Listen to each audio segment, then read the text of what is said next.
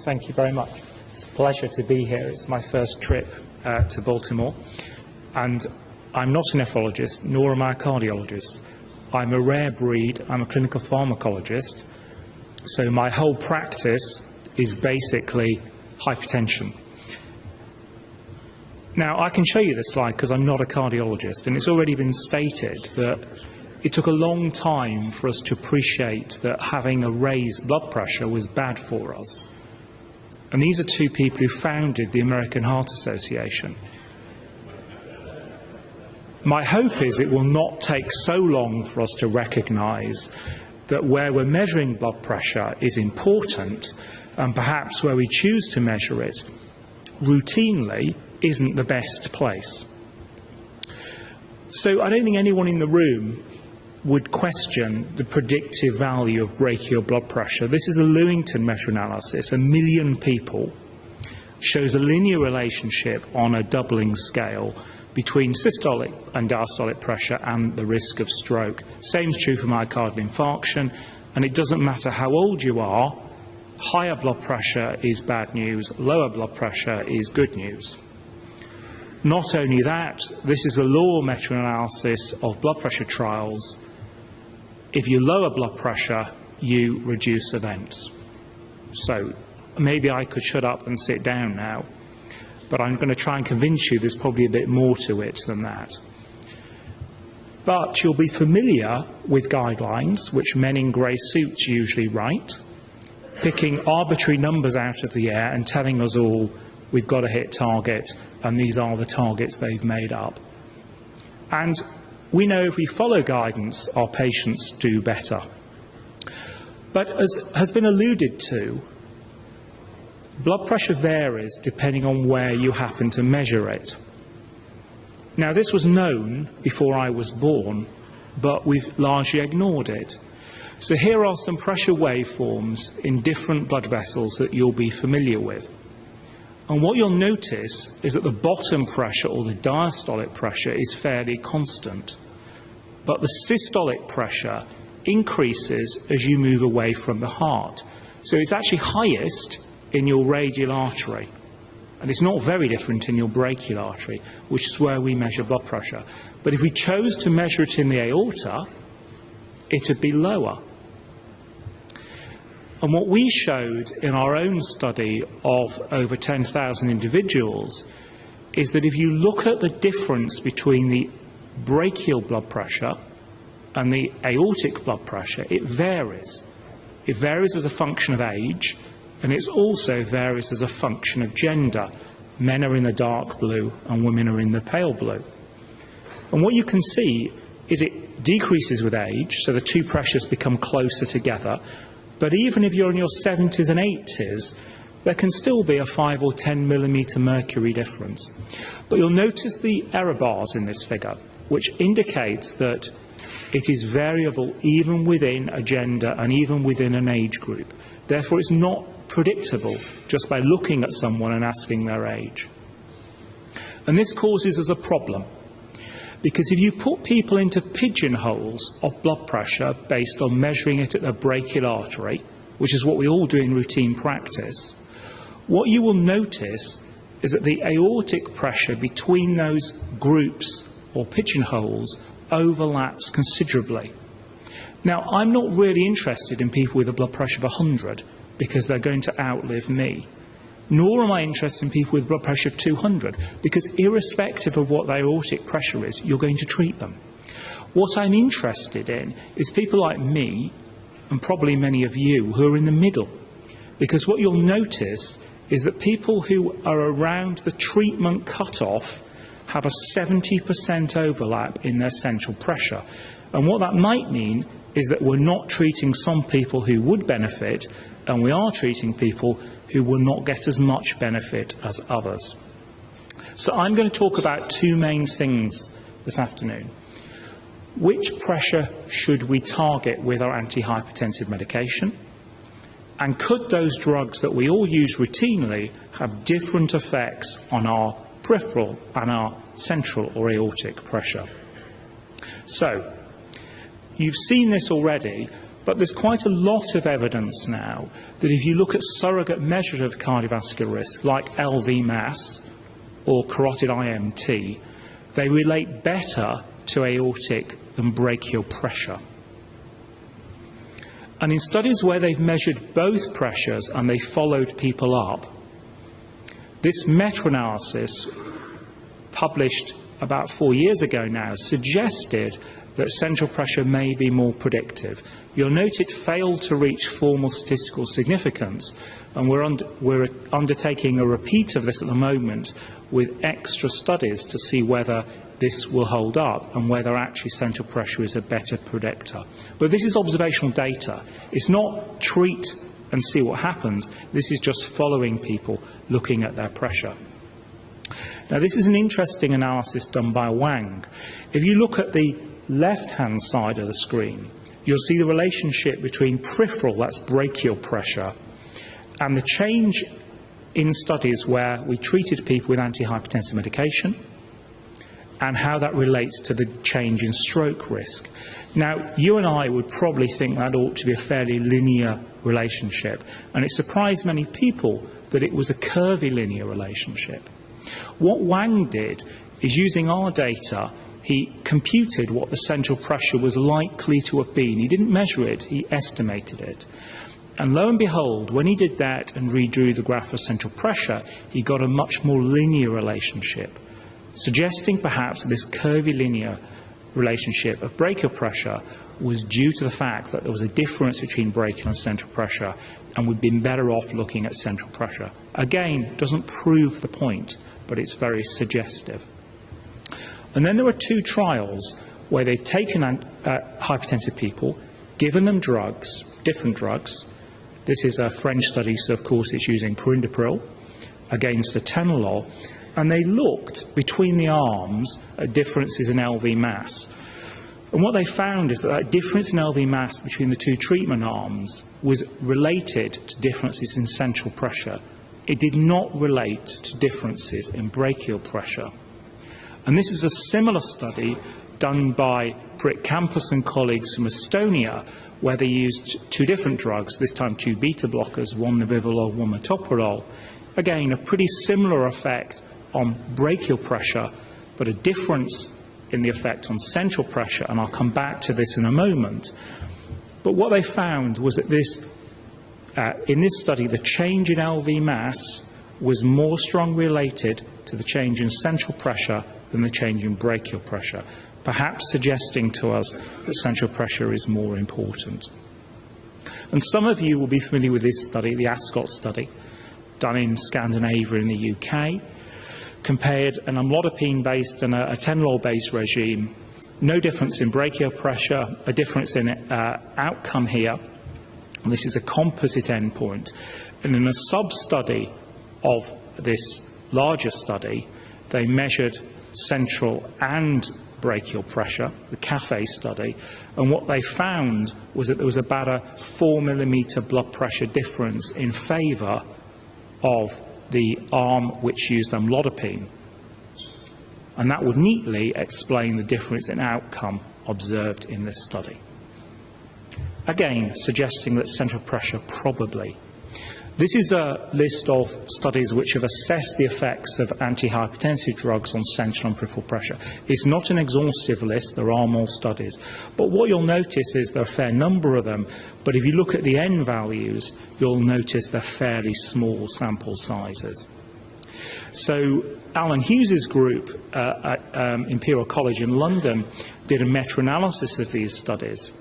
And what you can see here is that they've done a typical forest plot, and what you'll notice is if you're to the right of the plot, that actually the drug lowers brachial better than central. If you're to the left of the plot, then the converse is true. And I'm not going to go through this because it's a very tedious plot, but I'm just going to highlight some things to you. If you look at beta blockers, their analysis suggests that it lowers brachial more than central. And actually that effect is greater than the effect you see with ACE inhibitors of diuretics. Not only that, they also look at a small number of trials that have used some different beta blockers, this one nebivolol, and they suggest that the converse is true, that nebivolol perhaps lowers central more than brachial pressure. They did an analysis of combinations in this study as well, and the bottom line was that it wasn't a lot of difference between the combinations in their effect on central and peripheral pressure. Now, I think there's some problems with this analysis. Many of these studies are tiny. They all have different treatment periods. They all have different types of patients that have been enrolled in them. And as one of my colleagues would say, if you add a thimbleful of wine to a Chateau Lafite, you end up, a thimbleful of vinegar to a Chateau Lafite, you end up with a bottle of vinegar. Okay? So if you include some poor studies in the meta-analysis, you end up with nonsense. And I think that's what's gone on here. This is probably the best study we have to date comparing the effect of antihypertensive medication. It's a study by Trevor Morgan in Australia. And he actually compared these four main classes of antihypertensive drug, looking at brachial pressure, which is what the B is, and aortic pressure, which is what the A is. And what you'll notice is that for most drugs, the reduction in aortic pressure is about the same, if not greater, than the reduction in brachial pressure, with the exception of beta blockade, in which the converse is true. We did a very similar study to Trevor Morgan's, using slightly different drugs, the same groups of drugs, and what you'll notice here is exactly the same thing, that for all the drugs apart from atenolol, the reduction in central pressure is the same, if not greater, whereas with atenolol, the converse is true. And that fits with the data I've shown you from the CAFE study, which is the largest of the studies available, in which there's about a 4 millimetre difference in the effect between the arms. The problem with CAFE is they didn't have baseline measurements, so it's a slightly difficult study to interpret. And it may well not be simply related to atenolol. These are data from Maurice Brown in Cambridge. Again, a rotational study through some fairly common classes of antihypertensive drugs. If you look at the top panel, the only drug that is less good at lowering central pressure is bisoprolol, so another beta blocker. And there was some suggestion in this study that that might be an adverse effect because it was the only drug that put up plasma BNP, suggesting increased stress or strain on the left ventricle. Now, I hinted a moment ago that nebivolol, which is a peculiar beta blocker, might be free of these effects. And I think it probably is. These are our own data from Cambridge comparing head-to-head atenolol and nebivolol. And what you'll notice is nebivolol has a bigger effect on aortic pulse pressure than atenolol, despite identical effects on brachial pressure. Nebivolol is an interesting molecule. It's the most beta-1 selective of the beta blockers, and it also seems to be a nitric oxide releasing agent. The mechanism of that is as yet unclear. And our data were more recently confirmed by Priit Campus's group in Estonia, who showed the same thing. He compared metoprolol with nebivolol, and again, nebivolol was superior and was better at reducing central pulse pressure than was metoprolol, despite identical effects on brachial pressure. Now, you've seen this slide. It's a slide from Morrill using a sphygmograph years ago, looking at the effect of a drug which you'll all be familiar with, GTN. We don't think of it as an antihypertensive effect, but what this slide shows you is that it has a pretty powerful effect on the waveform.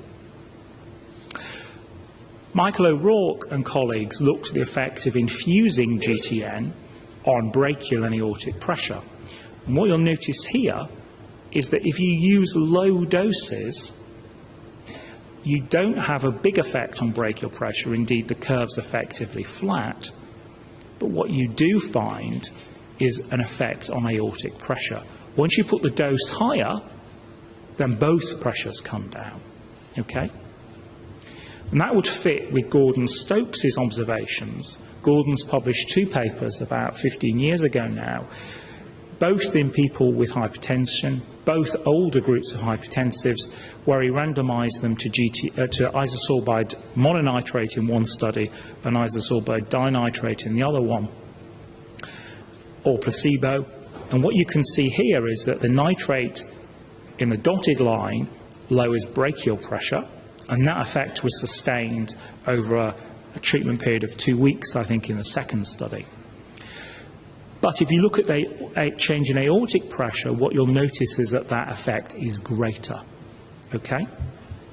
So this suggests that nitrates may be able to modulate central pressure more than brachial pressure, and therefore provide an interesting therapeutic target. We looked at the chronic effects of nitrates, isosorbide dinitrate, compared to angiotensin receptor antagonists, beta blocker, or alpha blockers, and they were the only one of the drugs which are able to reduce central pressure more than brachial pressure. And this is another nitrate. This is an experimental nitrate, GSNO, or S-nitrizoglutathione. This is an endogenous compound that circulates around inside our bodies, but you can make it and give it exogenously. And what you notice again is that the effect on central pressure is much greater than the effect on peripheral pressure. So I think there is therapeutic hope in nitrates. I think we probably underuse them as antihypertensive drugs. But I think if we're going to focus on central pressure, they offer a ray of hope to modulate central pressure without modulating brachial pressure. Now, I just want to finish by spending a few minutes explaining to you why, from a physiological point of view, you may be able to change one pressure without changing the other pressure. When you measure a pressure waveform, you're measuring a composite wave, and that wave is a composite of an ejection pressure wave, which is created by the left ventricle when it ejects blood. And that wave goes out, down your arteries, it hits bifurcations and reflection sites, and it gets reflected back. And it adds to the outgoing wave, so you're measuring a composite. It's a little bit like throwing a brick in the middle of a pond. You get a wave that goes out to the edge, and then it comes back to the middle, and that carries on. So if you look at the effect of GTN on the waveform, and this is shown for an acute infusion here, if you look at the carotid and the brachial waveform, and you look at the control situation on the left-hand side of the panel, what you'll notice is that the central wave has this second hump, okay?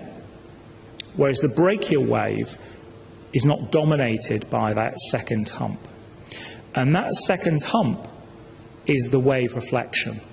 And what GTN appears to do is take that away.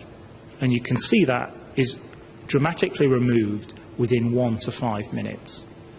Now, if you look carefully at the radial waveform, you'll see it changes shape.